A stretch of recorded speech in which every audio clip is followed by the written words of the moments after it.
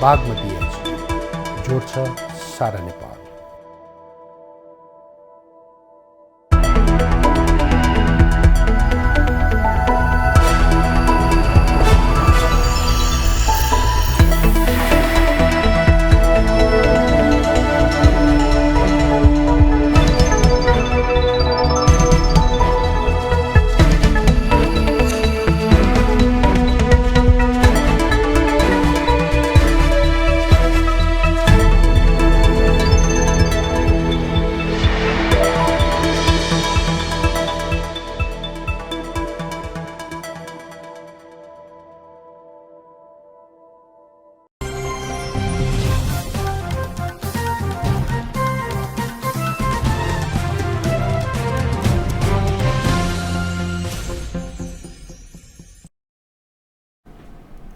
दर्शकबिन नमस्कार। कार्यक्रम कोर इस्युमा स्वागत छ। म सुरेन्द्र कटेल।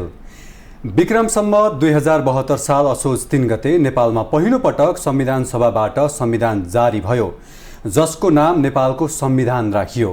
जनआन्दोलन 2062-63 को जगमा उभिएर बनाइएको यो संविधानमा 9 अनुसूची 35 भाग र 308 धारासहितको संविधान नेपालको इतिहासमा पहिलो पटक संविधान सभाबाट बनेको हो।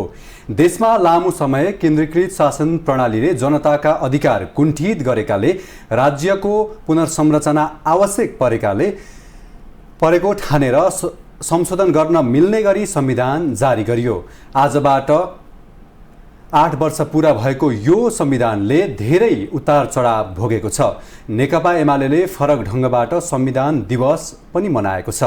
हरेक कार्यक्रममा पार्टीको झण्डा प्रयोग गर्ने नेकपा एमाले आज भने राष्ट्रिय झण्डासँग सेल्फी खिचेर संविधान दिवस मनाउने भन्दै नक्सालको नारायण चौरमा उत्रियो। कार्यकर्ताहरूले भरिभराउ नारायण चौरमा एमाले अध्यक्ष केपी शर्मा ओली सहित पार्टीका प्रमुख नेताहरूको उपस्थिति रहेको थियो। यो र यिनै विषयको सेरोफेरोमा रहेर एमाले नेता तथा प्युठानबाट प्रत्यक्ष निर्वाचित सांसद सूर्य थापासँग कुराकानी गर्नेछौँ। यहाँलाई कार्यक्रममा स्वागत छ। धन्यवाद। आराम हुनुहुन्छ? म ठिक छु। आज संविधान दिवस कसरी मनाउनु भयो भनेर म प्रश्न गर्नुभन्दा अगाडि कतिको उत्साहित हुनुहुन्छ यो संविधान दिवस मनाइरहँदा? संविधान दिवस मनाइरहँदाखेरि अब यो धेरै निराश हुनुपर्ने अवस्था छैन, तर नेपालको संविधान जारी हुँदा जुन आशा अपेक्षा उत्साह थियो त्यसमा क्रमशः प्रश्नहरू गुनासोहरू बढिरहेका छन्। ती नोटिसमा छन्, ध्यानाकर्षणमा छन् भन्ने मलाई लाग्छ। जस्तो तपाईँ पहिलोचोटि प्रत्यक्ष निर्वाचित सांसदको रूपमा गठबन्धनका उम्मेदवारलाई पराजित गरेर संसदमा सङ्घीय संसदमा प्रवेश गर्नुभयो। त्यस पछाडिको अनुभूति कस्तो रह्यो तपाईँलाई? त्यो अलिकति बताइदिनुहोस् न। अब प्रतिनिधि सभामा निर्वाचित भएर आएको झन्डै 10 महिना हुन लागिसक्यो। अब हामी पनि पुराना हुन लागिसक्यौँ। भर्खर निर्वाचित भएर आए जस्तो अनुभूतिको लेखाजोखा गर्ने स्थिति भन्दा अलि भिन्न परिवेश बनेको छ भन्ने लाग्छ। संसदलाई सरकारले बिजनेस दिन सकेका छैन। बिजनेस बेगर सरकार संसदलाई घिसारिरहेको अवस्था छ। 29 गते चलेको संसद अब अर्को महिनाको फागुन 14 गते बोलाइएको छ। एक हिसाबले संसदलाई कामकाजी, सक्रिय र परिणाममुखी बनाउने भन्दा बढी चाहिँ अलि बोझको रूपमा लिने सत्ताधारी सरकारी पक्षको चाहिँ व्यवहार प्रकट भइरहेको छ। संसदलाई जनताको जीवन्त चाहिँ सरोकारको बहसको छलफलको बिचमा अलिकति रोके। तपाईँ प्रखर वक्ताको रूपमा पनि चिनिनुहुन्छ। जस्तो तपाईँ प्राय तपाईँको एउटा स्वभाव चाहिँ कुरा नघुमाइकन डाइरेक्ट गर्नुहुन्छ। जस्तो पार्टीका कमी कमजोरी हुँदा पनि र विपक्षीको आलोचना गर्नु पर्यो भने पनि। अब आजको यो जुन राष्ट्रिय झण्डासँग सेल्फी कार्यक्रम चाहिँ तपाईँहरूले के उद्देश्यले आज राख्नुभयो? अलिकति नौलो जस्तो लाग्यो। नेपालमा धेरै दिवसहरूको बोध छ। प्रजातन्त्र दिवस, लोकतन्त्र दिवस, गणतन्त्र दिवस, संविधान दिवस, अनेक दिवसहरूको बोध छ। जनयुद्ध दिवस पनि थपिएको छ। जनयुद्ध दिवस मैले भन्दिनँ, त्यो जनयुद्ध दिवसका रूपमा मैले मान्यता दिएको छैन। मेरो मनले जनयुद्ध दिवस भन्दैन, तर एक थरी मान्छेहरू त्यसैमा रमाउँछन् त मैले त्यसमा अब किन टिप्पणी गरौँ। तर नेपालको आफ्नो राष्ट्रिय दिवस कुन हो त? यसमा चाहिँ डिबेट छ। प्रधानमन्त्री केपी शर्मा ओलीले आफ्नो समयमा आफ्नो कार्यकालमा संविधान दिवसलाई नै नेपालको राष्ट्रिय दिवसका रूपमा मनाउनुपर्छ भनेर थालनी गर्नुभएको थियो र असोज 3 गते नेपालमा सबै परिवर्तनहरूको सबै चाहिँ उपलब्धिहरूको संस्थागत भएको संविधान सभाबाट संविधान जारी भएको जनताले आफ्नो संविधान आफै बनाएको दुईवटा संविधान सभाको अनुभवबाट गुज्रिएर बनेको यो संविधान जारी भएको दिवस नै यथार्थमा प्रजातन्त्र दिवस, लोकतन्त्र दिवस, गणतन्त्र दिवस, संविधान दिवस सहितको साझा राष्ट्रिय दिवस हो भन्ने त्यति बेला सरकारको फैसला थियो, निष्कर्ष थियो, ठम्याइ थियो। त्यही ठम्याइ अनुरूप सरकारमा हुँदा राजकीय रूपमा पनि संविधान दिवस एवं राष्ट्रिय दिवस तथा राष्ट्रिय दिवस, सरकार बाहिर हुँदा जनस्तरबाट पनि राष्ट्रिय दिवसका रूपमा संविधान दिवसलाई मनाउने हाम्रो चाहिँ पार्टीको योजना, पार्टी अध्यक्ष कमरेड केपी शर्मा ओलीको चाहिँ यो व्यवहारिक अभ्यासको एउटा अभिव्यक्ति यो आजको हाम्रो कार्यक्रम हो। म अलिकति यसलाई तपाईले भनेको कुरालाई फ्ल्यासब्याकमा पनि जान चाहन्छु।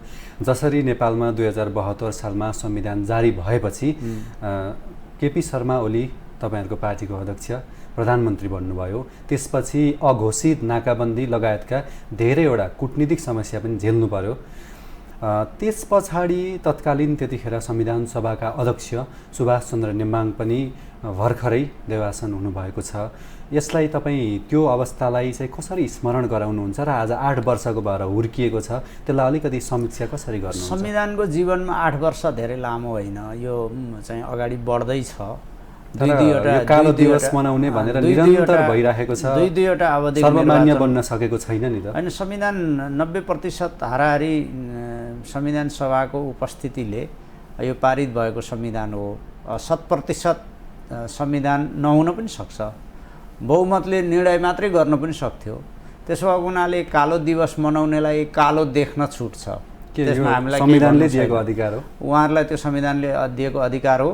त्यसलाई सेतो बनाउन उहाँहरूका एजेन्डा जनताले थाहा पाउनुपर्छ। जनताले चाहिँ कन्भिन्स भयो नि संविधानलाई समृद्ध बनाउने, संशोधन गर्ने, राम्रो अझ राम्रो बनाउने, कालो छ भने त्यसलाई सेतो बनाउने, कालो कालो छ भने सेतो सेतो बनाउने, रातो रङ भर्ने कि हरियो रङ भर्ने कि जीवनको रङ हरियो भर्ने कि शान्तिको रङ भर्ने कि निलो भर्ने कि, यी सबै कुराहरू जनता सर्वोपरि हुने गरी संविधान बन्या छ।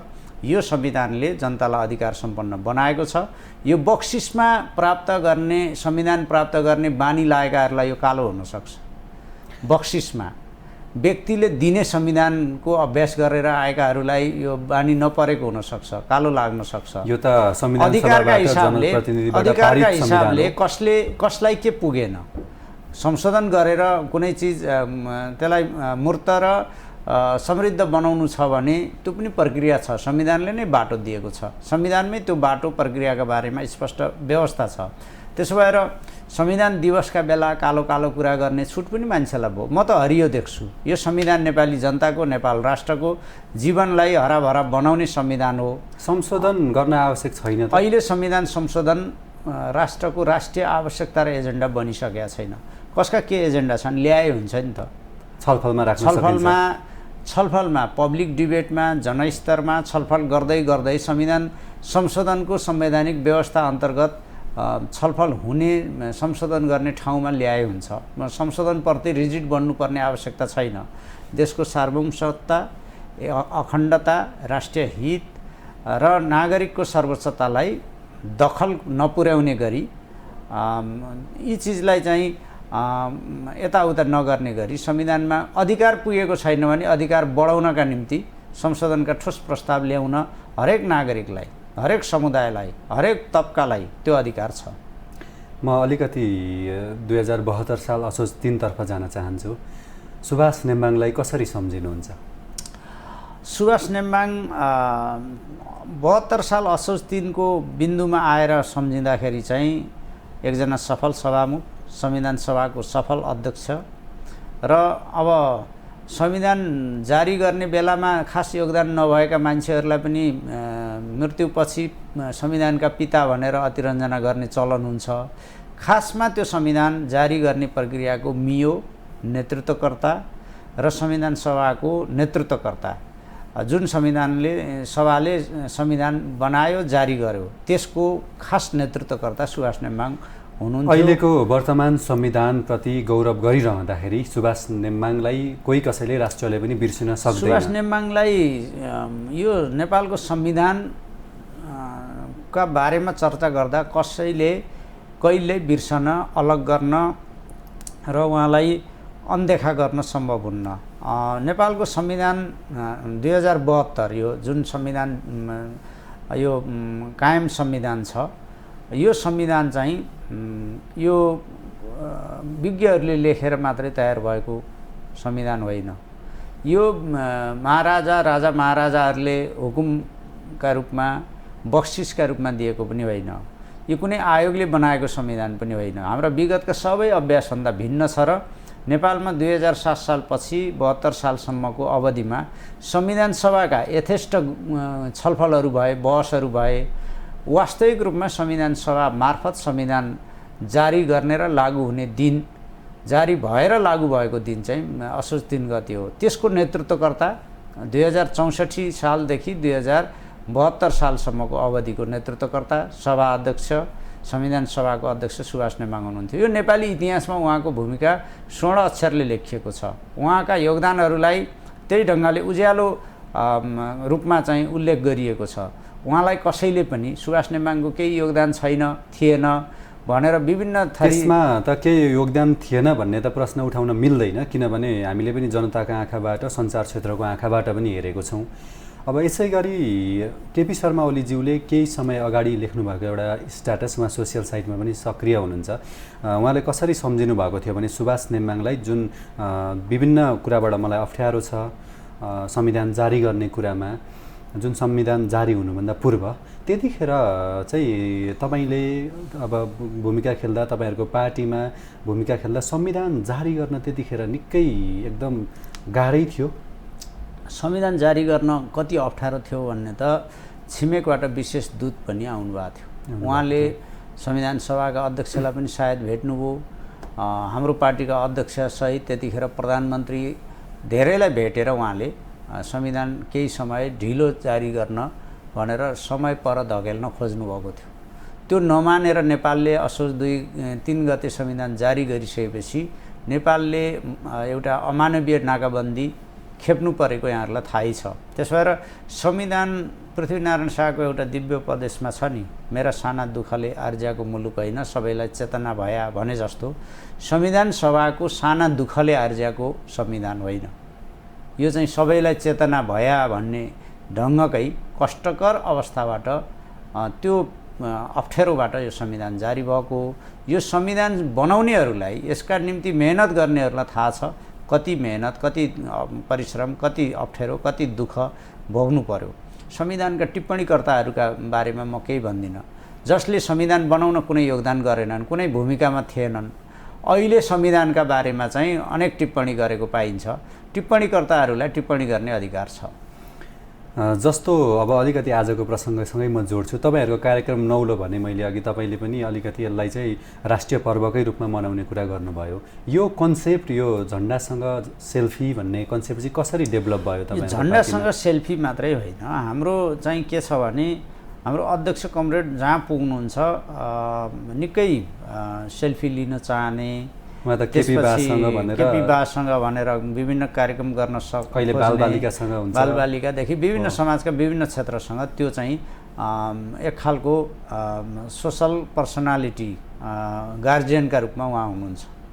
र संविधान दिवसलाई जनस्तरबाट राष्ट्रिय दिवसका रूपमा, यो राष्ट्रिय पर्वका रूपमा, उत्सवका रूपमा संविधान दिवसलाई मनाउने सिलसिलामा छलफल हुँदा सरकारले टुडी खेलमा सहित मञ्चमा, टुडी खेलमा चाहिँ राजकीय रूपमा संविधान दिवस मनाएको छ। तर अहिलेको सरकारले यसलाई राष्ट्रिय दिवसका रूपमा मनाएको तपाईँ हामीले जानकारी पाएनौँ। र जनस्तरबाट मनाउने, जनताको पनि सहभागिता हुने, जनता स्वयं उपस्थित हुने, पार्टीका कुरा सुन्ने, पार्टीका नेताहरूसँग भेटघाट गर्ने, इन्टरेक्सन गर्ने, काठमाडौँवासी, मूलतः हामी चाहिँ काठमाडौँ महानगरपालिका वडा नम्बर 1 केन्द्रित गरेर नारायण चौर नक्साललाई केन्द्रित गरेर त्यहाँ हामीले आजदेखि एउटा फिक्स्ड राष्ट्रिय झन्डाको पनि त्यहाँ झन्डोत्तोलन भएको छ। त्यो सधैँ स्थायी रूपमा त्यो फरफराइरहन्छ। नक्साल नारायण चौरको चाहिँ पूर्वी मोहडामा इशान मोहडामा चाहिँ त्यो झन्डा फरफराइरहेको छ। आज हाम्रो अध्यक्ष कमरेडले त्यसको झन्डोत्तोलन पनि गर्नुभएको छ। यो चाहिँ खासमा राष्ट्रिय दिवस मनाउने कार्यक्रम, संविधान दिवस मनाउने कार्यक्रम हो। जनस्तरबाट मनाउन थालिएको, हामीले पहिलोचोटि यो जनस्तरबाट मनाउन थालेको। जनस्तरबाट मनाउँदा स्वयं जनता सहभागी हुँदा राष्ट्रिय दिवसमा चाहिँ पार्टीको झन्डासँग नेताहरूसँग सेल्फी खिच्ने त कुरा सान्दर्भिक भएन। राष्ट्रिय झन्डालाई हामीले चाहिँ जुन ढङ्गले मर्यादा गर्छौँ, सम्मान गर्छौँ, मुटुमा राख्छौँ, सजाउँछौँ, त्यस हिसाबले राष्ट्रिय झन्डासँग सेल्फीको यो कन्सेप्ट अगाडि सारिएको। राष्ट्रिय झन्डा कसरी हामीले यो स्वीकृत गऱ्यौँ, चन्द्र र सूर्य रहेसम्म यो राष्ट्रिय झन्डालाई हामीले चाहिँ फरफराइरहनेछौँ भन्ने र संविधान सभामा यत्तिकै यो सहजै पारित भएको थिएन। राष्ट्रिय झन्डा फेर्नुपर्छ भन्ने प्रस्तावहरू आएको थिए, के झन्डाका प्रस्तावहरू आएको थिए।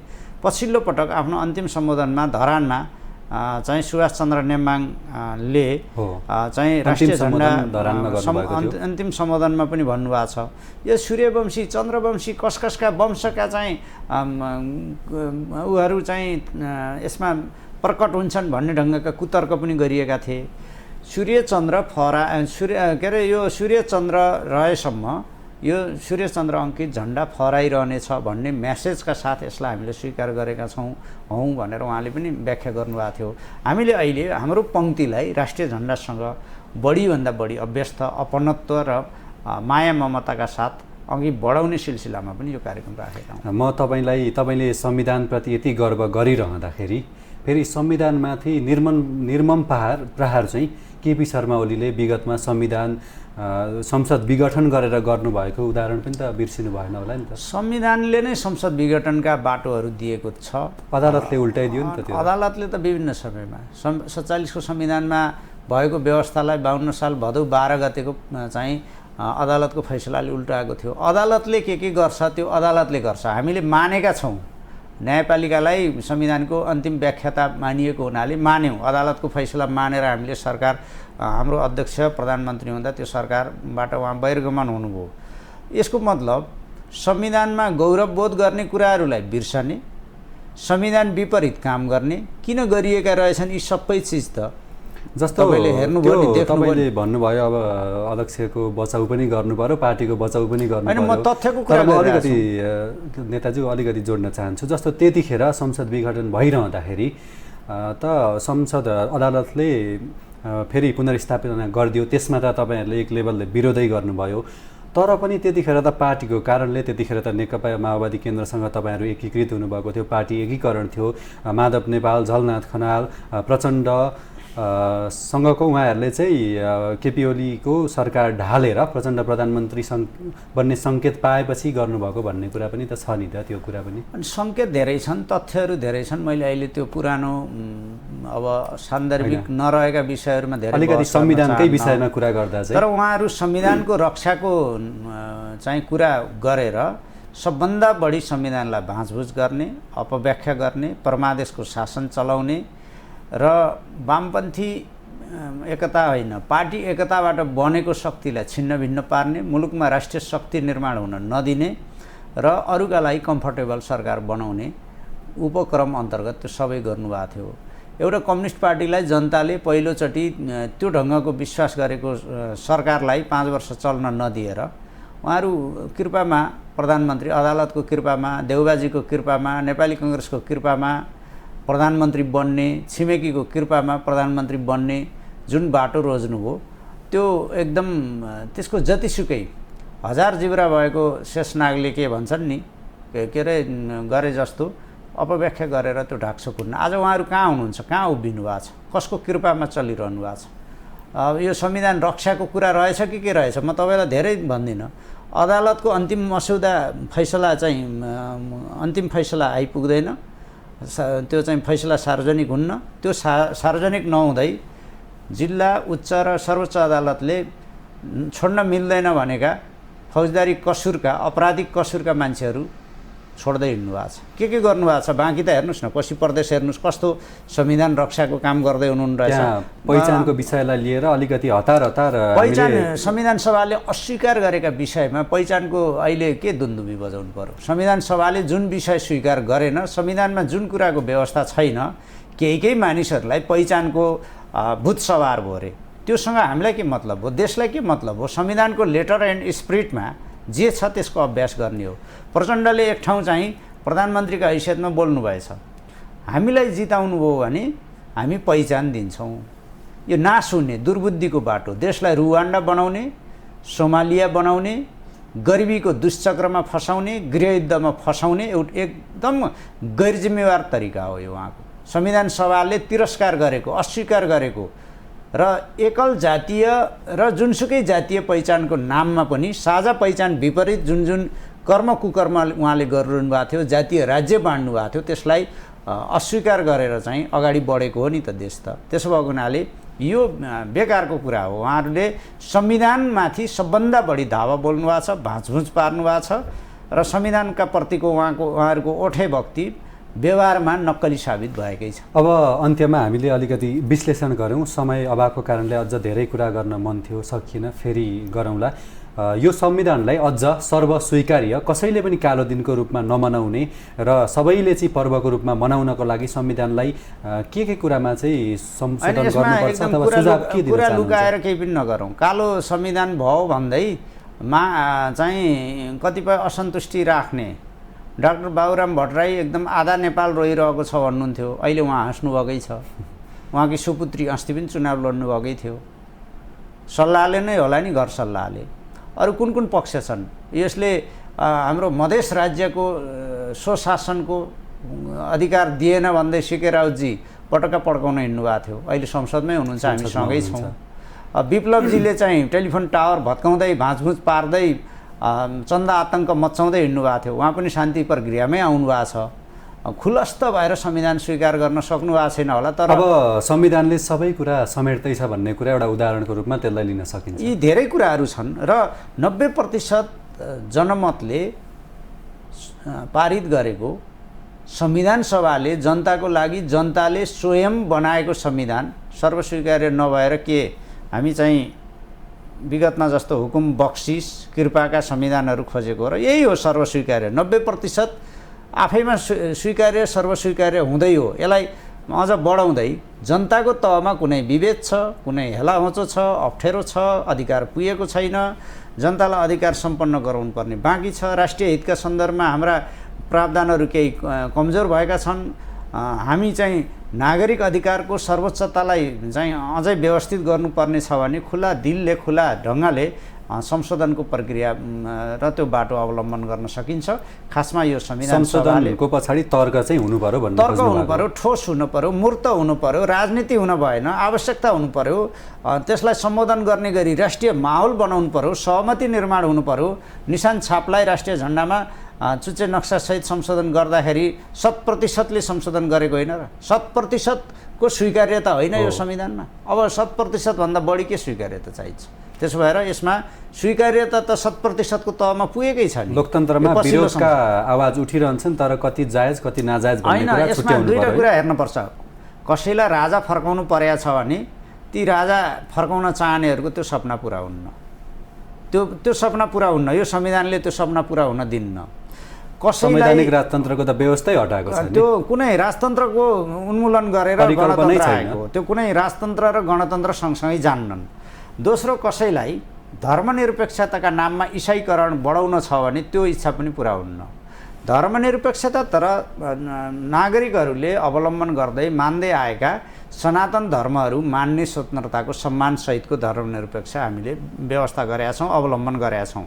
कोही एकजनाले पनि जुनसुकै आडमा जुनसुकै नाममा धर्म परिवर्तन गराउँछ भने त्यो कानुनी रूपमा संवैधानिक रूपमा त्यो दण्डनीय काम हुन्छ, अपराध हुन्छ। त्यसलाई राज्यले नियन्त्रण गर्नुपर्छ, कारबाही गर्नुपर्छ, यो चाहिँ काम गर्नुपर्छ। अब राष्ट्र विखण्डनकारी प्रवृत्तिहरू पनि देखा परेका थिए, ती अब क्रमशः साइड लाग्ने र ती चाहिँ प्रकट हुन नसक्ने ठाउँमा पुगेका छन्। नेपालको संविधानले स्वीकार्यता प्राप्त गर्ने भनेको त यी विभिन्न आयाममा, मुद्दामा, परिवेशमा हो।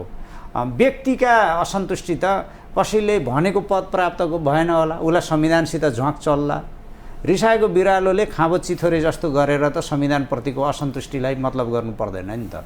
ठिक छ, तपाईँले महत्त्वपूर्ण समय दिँदै यो संविधानको बारेमा र संविधानको रक्षाको विषयमा र संविधानले समेट्दै ल्याएको विषयको बारेमा पनि कुरा गर्नुभयो।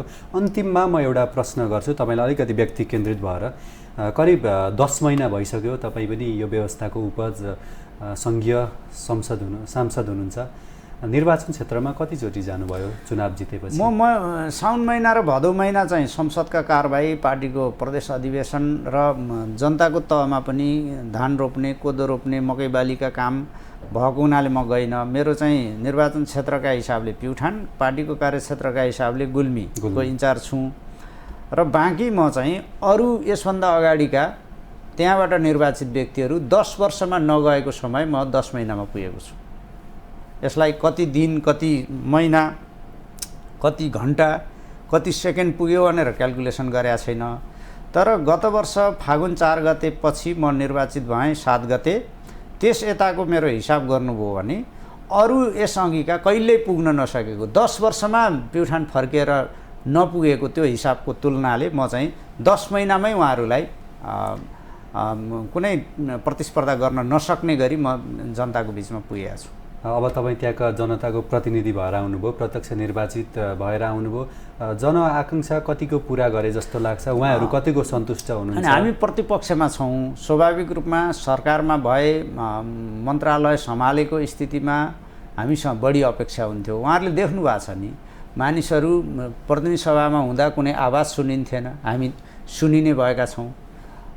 त्यहाँ चाहिँ कहाँ बस्छन्, कुन कुनामा बस्छन् भन्ने थाहा हुन्थेन। हामी चाहिँ हाम्रो पार्टीले पाउने सिट प्रबन्धको तेस्रो लहरमा, चौथो लहरमा हामी चाहिँ स्पष्ट देखिन्छौँ। प्रायःजसो मुद्दाहरूमा, राष्ट्रिय मुद्दाहरूमा हामी बोल्छौँ, बोली सुनिने भएका छौँ, देखिन्छौँ र भाइब्रेन्ट छौँ। सूर्य थापाको आवाज पनि हामी त्यस हिसाबले प्रधानमन्त्रीलाई 44 मिनट रोस्टममा उभियाएर चाहिँ छलफललाई त्यस ढङ्गले चाहिँ एकदम जीवन्त बनाउने अगुवाई पनि त हामीले गरेका थियौँ। प्युठानी जनताको प्रतिनिधिका हिसाबले हामीले गरेको नि, यो त तपाईँहरूलाई थाहा छ नि। प्रधानमन्त्रीले नागरिकता सम्बन्धी अध्यादेशमा संसदलाई ढाँटेर जे गर्दै हुनुहुन्थ्यो, त्यस सन्दर्भमा भारत भ्रमणबाट फर्केर आइसकेपछि उहाँसँग त्यो ढङ्गको सवाल जवाफमा उत्रिने काम पनि हामीले नै गरेका हौँ। कतिलाई चित्त नबुझ्न सक्छ, तर हामी संसदलाई जीवन्त बहस छलफलको विषय बनाउन गएका हौँ। सत्ताको, शासनको, व्यक्तिको पूजा आरती गर्न, यो चाहिँ एकदम त्यस ढङ्गले स्तुति गर्न, प्रशंसा गर्न गएका होइनौँ। वस्तुपरक छलफल गर्न गएका हौँ। जीवन्त छलफल गर्न हामी केन्द्रित छौँ। हस्, कार्यक्रममा समय दिनुभयो, यहाँलाई धेरै धेरै धन्यवाद। धन्यवाद। उहाँ हुनुहुन्थ्यो नेकपा एमालेका नेता तथा सांसद सूर्य थापा। हामी फेरि पनि आजको कार्यक्रम कोर इस्युमा उपस्थित हुनेछौँ। नमस्कार।